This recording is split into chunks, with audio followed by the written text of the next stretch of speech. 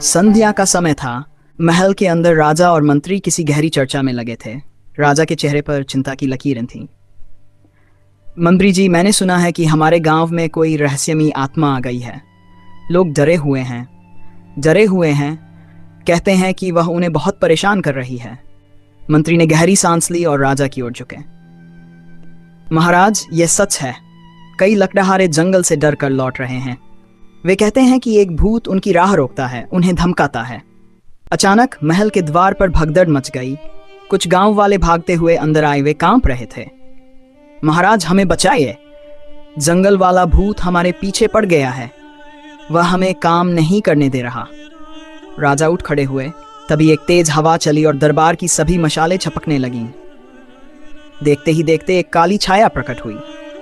दरबार में सन्नाटा छा गया। तुम सब डरते क्यों हो? मैं तुम्हें नुकसान नहीं पहुंचाना चाहता। राजा ने खुद को संभाला और आगे बढ़े।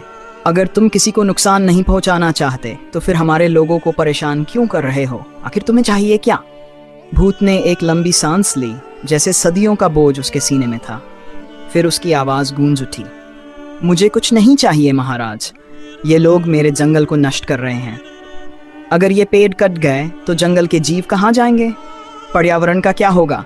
बारिश कैसे होगी? क्या तुमने कभी सोचा है? राजा सोच में पड़ गए। गांव वाले सहमे खड़े थे। मंत्री चुप थे।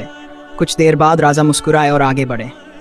अगर तुम चाहते हो कि पेड़ न काटे जाएं, तो हमें कोई और उपाय बताओ। मेरे लोगों को भी जीना है, उनका पेट भी भरना है।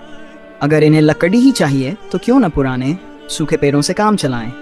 क्यों न जंगल के संरक्षण के बदले कुछ और रोजगार शुरू किया जाए? राजा ने सिर हिलाया और तुरंत आदेश दिया कि गांव के लकड़हारों को राजमहल में काम पर लगाया जाए और जंगल में केवल गिरे हुए पेड़ों की लकड़ी लेने की अनुमति हो। भूत धीरे धीरे मुस्कुराया। उसकी छाया हल्की पड़ने लगी और देखते ही देखते वह गायब हो गया।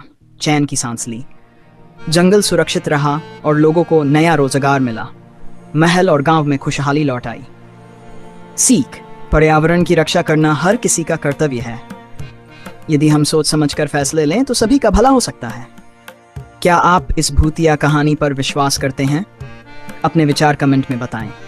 अगर आपको ये कहानी पसंद आई तो इसे लाइक करें और अपने दोस्तों के साथ शेयर करें। आपका एक शेयर हमें और भी शानदार कहानियां बनाने के लिए प्रेरित करेगा। अगर आपको ऐसी और रोमांचक कहानियां देखनी हैं तो अभी सब्सक्राइब करें और घंटी का आइकन दबाएं ताकि कोई भी नई कहानी आप मिस न करें।